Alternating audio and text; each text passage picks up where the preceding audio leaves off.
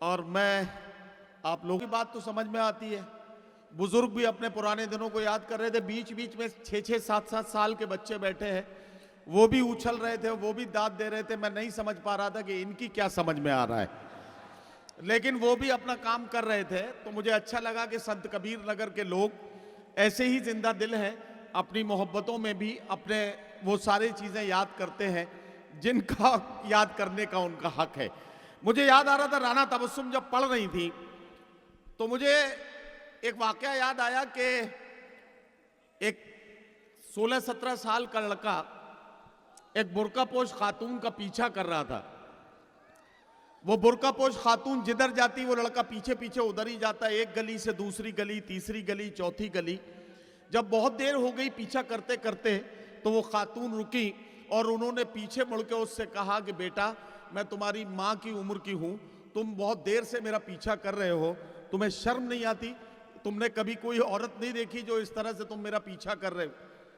उस लड़के ने बड़ी मासूमियत से जवाब दिया कि खाला, आप तो जानती हैं पिछली साल मेरी अम्मी का कोरोना में इंतकाल हो गया। मैं असल में अब्बा के लिए रिश्ता तलाश कर रहा हूँ, इसलिए इसलिए मैं आपके पीछे पीछे चल रहा हूँ। तो ये सारे मामले होते हैं, लेकिन आपने भरपूर जिंदगी इस मुशायरे को दी हुई है, इस कवि सम्मेलन को दी हुई है। आपका बहुत शुक्रिया है और आपने भरपूर मौजूदगी का एहसास कराया है। संत कबीर नगर के सभी जिंदा दिल साथियों को बहुत बहुत मुबारकबाद। आप बहुत खुश हुए। हमारी एक बहन ये सामने बैठी है, मैं इनकी तरफ बहुत देर से गौर से देख रहा हूं। इनके सर पर समाजवादी लाल टोपी है। बहुत संजीदगी के साथ इन्होंने, जाहिर है कि किसी न किसी पद पर ये अपनी जिम्मेदारियां निभा रही होंगी। लेकिन एक बात मैं कहना चाहता हूं, अकेली एक बहन बैठी है तो मैं इनके काम की अगर कोई बात न कहूं तो जाहिर है कि फिर मेरा निजामत करने का या मेरे संचालन का कोई मतलब नहीं है। तो मैं इनके भी काम की एक बात बता दूं और उसके बाद अगले शायर से आपकी मुलाकात कराऊंगा। इनके जरिए हिंदुस्तान की तमाम अपनी बहनों को ये पैगाम पहुंचाना चाहता हूं कि अगर आपके शौहर, अगर आपके पतिदेव खाने की टेबल पर हैं या दस्तरखान पे बैठ के खाना खा रहे हैं और अचानक खाना खाते खाते वो आपसे अचार मांगने लगे, तो समझ लीजिएगा कि आपकी सब्जी में दम नहीं है। मतलब इसमें ज्यादा दिमाग लगाने की जरूरत नहीं है। अगर खाना खाते खाते अचानक अचार मांगा जाए तो इसका मतलब सब्जी में दम नहीं है। और आपको यह भी समझ लेना चाहिए कि दम आपके शौहर में भी नहीं है जो ये बात आपसे कह सके कि सब्जी में दम नहीं है। तो ये ऐसे ही हंसते मुस्कुराते हुए आपके चेहरों पर मैं चमक देखना चाहता था, इसलिए मैंने थोड़ी सी ये गुफ्तगू की। अब आइए उस संजीदा शायर को आपके बीच पेश कर रहा हूं जिसका एक तारुफ तो यह है कि वो सद्भावना कमेटी उत्तर प्रदेश के चेयरमैन हैं। उनका दूसरा तारुफ यह है कि वो पुलिस के महकमे में एक आला ओहदे पर फाइज रहते हुए एक सच्चे और अच्छे शायर की जिम्मेदारियां निभाते हुए पूरे मुल्क के लोगों की दिलों की धड़कन है। मैं एक ऐसे ही शायर से आपकी मुलाकात करा रहा हूं। आपने आजाद अहमद साहब को और इस मुस्कुराते हुए चेहरे को आपने सद्भावना कमेटी के चेयरमैन के तौर पर इस्तकबाल किया।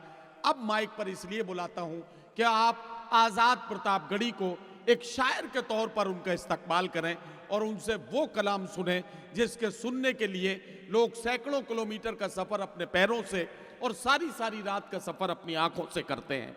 मैं बहुत ही मोहब्बत के साथ आजाद प्रतापगढ़ी को इन 4 मिसरों से दावत कलाम देता हूं कि हम करें बात दलीलों से तो रद्द होती है, उनके होठों की खामोशी भी सनद होती है, कुछ न कहने से भी छिन जाता है एजाज़े सुखन, जुल्म सहने से भी जालिम की मदद होती है। आइए जुल्म के खिलाफ आवाज उठाएं और इस आवाज को उठाने का जिम्मा लिया है मेरे बहुत अच्छे दोस्त और आप सबके दिलों की धड़कन भाई आजाद प्रतापगढ़ी ने। जोरदार तालियों से उनका इस्तकबाल करें। मैं उनसे गुजारिश करता हूं कि तशरीफ लाएं और अपने कलाम से नवाजें। बहुत शुक्रिया नदीम भाई। उस छोटे वाले माइक से ठीक नहीं भाई, अभी ठीक नहीं है। नदीम भाई छोटे वाले माइक से बड़े वाले माइक पे आए तो मुनीर भाई ने कहा कि यार आपकी फोटो कम अच्छी आती है, आप यहाँ खड़े हो जाइए, आधी फोटो आएगी शायद काम चल जाए, इसलिए मैं यहाँ आ गया। मेरे दोस्तों, जैसा भी नदीम भाई ने कहा कि सद्भावना कमेटी के चेयरमैन की हैसियत से मैं नहीं, शायर की हैसियत से खड़ा हूँ। दरअसल शायरों की अपनी एक जिम्मेदारी है, उसी जिम्मेदारी को हम सारे लोग निभा रहे हैं। जैसे आपने बहुत कहावत सुनी होगी कि लगी हुई जंगल में आग, एक चिड़िया अपने चोंच में एक पानी का एक बूंद लाती थी और ला के जंगल में छोड़ देती थी। जानवरों ने उससे कहा कि इससे क्या होगा तुम्हारे एक बूंद पानी से। उस चिड़िया ने कहा कि मैं जानती हूँ इससे कुछ नहीं होगा, लेकिन जब कभी जंगल का इतिहास लिखा जाएगा, जब इसकी तारीख लिखी जाएगी, तो मेरा नाम आग लगाने वालों में नहीं, आग बुझाने वालों में लिखा जाएगा। मेरे दोस्तों, जो हम लोगों ने ये देखा, इन शायरों ने ये देखा कि जिसने चैलेंज किया था,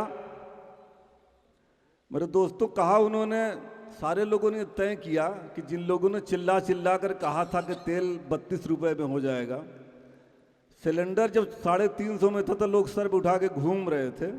आज वही सिलेंडर 1000 में हो गया है, तेल 100 पार कर गया। तो हम लोगों की भी जिम्मेदारी थी कि हम लोग कुछ करें, बस वही कर रहे हैं। मेरे दोस्तों, मुझे एक चेहरा दिखाई दिया जो मुझे कुछ साफ लगा, राजनीति में वो चेहरा साफ लगा, और ये कहा, ये सोचा, सारे लोगों ने फैसला किया कि जिसने कहा था कि हम लैपटॉप बांटेंगे तो उसने बांट दिया। और हम लोग शायर हैं, ज़्यादा कुछ नहीं देखते, एक हड़िया से एक चावल का दाना ही समझ लेते हैं कि हड़िया पक गई है।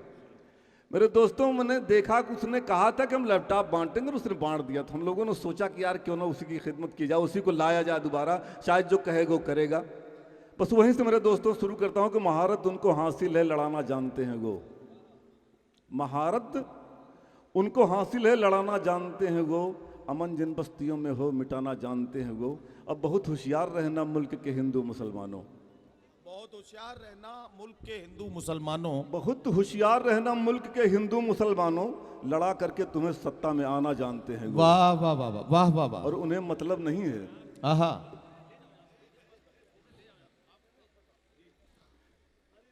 उन्हें मतलब नहीं है। बहुत शुक्रिया, समझ रहे हैं आप। उन्हें मतलब नहीं है कौन भूखा कौन प्यासा है, फकत बस झूठी हमदर्दी दिखाना जानते हैं वो। उन्हें यह भी नहीं मालूम कि महंगाई कितनी है, अगर महंगाई पूछो तो बहाना जानते हैं वो। और मेरे दोस्तों, निशाने पर जो उनके हैं उन्हें बर्बाद कर देंगे, बहाना ढूंढ कर घर को गिराना जानते हैं वो। यही वो लोग हैं सर पर सिलेंडर लेके चलते थे, सदन में बैलगाड़ी भी चलाना जानते हैं वो। जिन्होंने जंगे आजादी में मुनीर भाई माफी लिख के मांगी थी। क्या कहना, जिन्होंने जंगे आजादी में माफी लिख के मांगी थी, उन्हीं के नाम का पत्थर लगाना जानते हैं वो। यही वो लोग हैं, उन्हीं के नाम का पत्थर लगाना जानते हैं वो। और मेरे दोस्तों सुनिएगा कि सुअर मस्जिद में होगी, मंदिरों में गाय के टुकड़े, सियासी लाश पर रोटी पकाना जानते हैं। वाह वाह वाह वाह वाह वाह वाह वाह। सुअर मस्जिद में होगी, मंदिरों में गाय के टुकड़े, सियासी लाश पर रोटी पकाना जानते हैं वो। और मेरे दोस्तों, ना आना इनके झांसे में कभी भी भूल कर, वरना मदारी लोग हैं, डमरू बजाना जानते हैं। वाह वाह वाह वाह वाह, मदारी लोग हैं। और मुनीर भाई ने कहा था, इसको जरूर कह दीजिएगा कि लोकतंत्र की अलख जगाने निकले हैं, लोकतंत्र की अलख जगाने निकले हैं, जलते हुए भारत को बचाने निकले। वाह वाह वाह वाह वाह। क्या कहना आजाद भाई। मुल्क में भाईचारा हो बस इसीलिए, मुल्क में भाईचारा हो बस इसीलिए, टीपू को सुल्तान बनाने निकले। वाह वाह वाह वाह वाह वाह वाह वाह। और मेरे दोस्तों, हार गया सच झूठ तुम्हारा भारी है, मुल्क कहां ले जाने की तैयारी है। अरे वाह वाह वाह वाह, क्या सवाल है भाई, वाह। हार गया सच झूठ तुम्हारा भारी है, मुल्क कहां ले जाने की तैयारी है। डर लगता है कहीं तिरंगा बदल न दें, नाम बदलने की इनको बीमारी है। वाह वाह वाह वाह वाह। और पूरा भारत झेल रहा है साहेब की प्रधानी में, पूरा भारत झेल रहा है साहेब की प्रधानी में। भूल के तुम फिर मत फंस जाना इनकी किसी कहानी में, यानी 22 में भी मत फंस जाना इनकी नई कहानी में। और महंगाई से जूझ रहे हैं, चीख रहा है हिंदुस्तान, दूध दोबारा मत रख देना बिल्ली की निगरानी में। वाह वाह वाह वाह। और उनको नहीं मालूम जो नफरत पे अड़े हैं। वाह। सुनो सर, सही नहीं नहीं, ये अच्छा है। कि उनको नहीं मालूम जो नफरत पे अड़े हैं, यह मुल्क है सबका, सभी किरदार बड़े हैं। वाह, और लिखते हैं जो हर झूठ को सच्चाई बताकर, क्या कहना। लिखते हैं जो हर झूठ को सच्चाई बताकर, कदमों में हुकूमत के कुछ अखबार पड़े हैं। वाह, वाह, वाह, कदमों में हुकूमत के कुछ अखबार पड़े हैं। वाह वाह वाह वाह। सुनिएगा शेर मेरे दोस्तों, कि कुछ लोग हमें चाहते सूली पे चढ़ाना। क्या कहना। कि कुछ लोग हमें चाहते सूली पे चढ़ाना, कुछ लोग हमें चाहते सूली पे चढ़ाना, कुछ लोग हमें चाहते सूली पे चढ़ाना। इल्जाम है लश्कर से मेरे तार जुड़े हैं, इल्जाम है लश्कर से मेरे तार जुड़े हैं। वाह वाह वाह। और इस मुल्क की मिट्टी में हमारा भी लहू है। क्या कहना। इस मुल्क की मिट्टी में हमारा भी लहू है, इस मुल्क की मिट्टी में हमारा भी लहू है। अजदाद हमारे इसी मिट्टी में गड़े हैं, अजदाद हमारे इसी मिट्टी में गड़े हैं। तारीख के आईने में माजी को तो देखो, तारीख के आईने में माजी को तो देखो। थोड़ा बोल दिया करो, उसी में आराम मिल जाता है। जी जी। तारीख के आईने में माजी को तो देखो, तारीख के आईने में माजी को तो देखो, तारीख के आईने में माजी को तो देखो।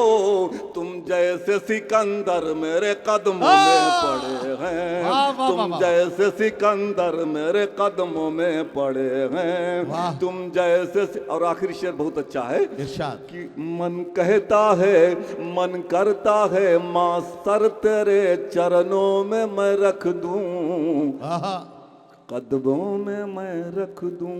मन करता है माँ सर तेरे कदमों में मैं रख दूं, मन करता है माँ सर तेरे चरणों में मैं रख दूं। जन्नत तेरे कदमों में है 100 बार पढ़े हैं, जन्नत तेरे कदमों में है 100 बार पढ़े हैं, जन्नत तेरे कदमों में है 100 बार।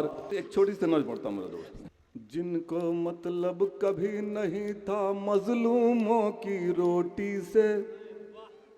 मेरे दोस्तों, कितनी शर्म की बात है कि प्रधानमंत्री लाल टोपी पर बोले, जिसको बोलना था कि मैंने क्या दिया है, क्या देना है मुझे, वो लाल टोपी पर पूरा भाषण उसका चला गया। बड़ी शर्म लगी भाई, मुझे बड़ा अफसोस हुआ। इसलिए नहीं, इसलिए हुआ साहब की है, मतलब यह कितनी इतनी छोटी सोच का गांव का प्रधान नहीं होता भाई, गांव का प्रधान इतनी कम सोच का नहीं होता है। पढ़ता हूं मेरे दोस्तों, कि जिनको मतलब कभी नहीं था मजलूमों की रोटी से, जिनको मतलब कभी नहीं था मजलूमों की रोटी से, साहिब को अब डर लगता है लाल रंग की टोपी से। साहिब को, कि जिनको मतलब कभी नहीं था मजलूमों की रोटी से, साहिब को अब डर लगता है लाल रंग की टोपी से। सुनिए मेरे दोस्तों, डर लगना था आसमान तक इस छूती महंगाई से, डर लगना था आसमान तक इस छूती महंगाई से, मुल्क के उन बेबस किसान से, जनता की रुसवाई से। डर लगना था साहिब को उन पागल वर्दी वालों से। क्या कहना। डर लगना था साहब को उन पागल वर्दी वालों से, डर लगना था साहब को उन पागल वर्दी वालों से, डर लगना था मासूमों के कातिल पुलिस दलालों ने, डर लगना था मासूमों के कातिल पुलिस दलालों से। जिन लोगों ने आधी रात बेटी की चिता जलाई थी, डर लगना था उस कातिल से जिसने आग लगाई थी, डर लगना था उस नजीब की बूढ़ी माँ के रोने से, वाह, डर लगना था उस नजीब की बूढ़ी माँ के रोने से, डर लगना था बिलख रही जो अपने लाल को खोने से, डर लगना था जिन किसान को मिली शहादत धरने में, डर लगना था जिन किसान को मिली शहादत धरने में, डर लगना था जिन किसान को मिली शहादत धरने में, डर लगना था अंबानी जी से समझौता करने में, वाह, वाह, वाह, वाह। लगना था अंबानी जी से समझौता करने में। तेरी हुकूमत 1 साल काले कानून पे अड़ी रही, डर लगना था उन लाशों से जो गंगा में पड़ी वाह, रही, वाह, वाह, वाह। डरना था तुम मुल्क बेच कर अपनी रोटी सेक रहे, डरना था जो डिग्री लेकर आज पकौड़ा बेच रहे, वाह। बिना ऑक्सीजन के लाखों मौत को गले लगाए हैं, डरना था उन लोगों से जिनसे थाली बजवाए हैं। लाल रंग प्रतीक रहा है संघर्षों आदर्शों का, खुशियों का और प्रेम भाव का, क्रांति का आदर्शों का। लाल रंग से मिलती है अन्याय से लड़ने की ताकत, सबको मालूम है इसमें सरकार बदलने की ताकत। कोई बहाना नहीं चलेगा, कोई बहाना नहीं चलेगा, ना कोई मक्कारी अब, साहिब सत्ता छोड़ने की कल से करिए तैयारी अब। परिवर्तन की लहर उठी है इनकलाब की चोटी से, परिवर्तन की लहर उठी है, परिवर्तन की लहर उठी है इनकलाब की चोटी से, इसीलिए डर लगता इनको लाल रंग की टोपी से, वाह, वाह, वाह, वाह, वाह। इसीलिए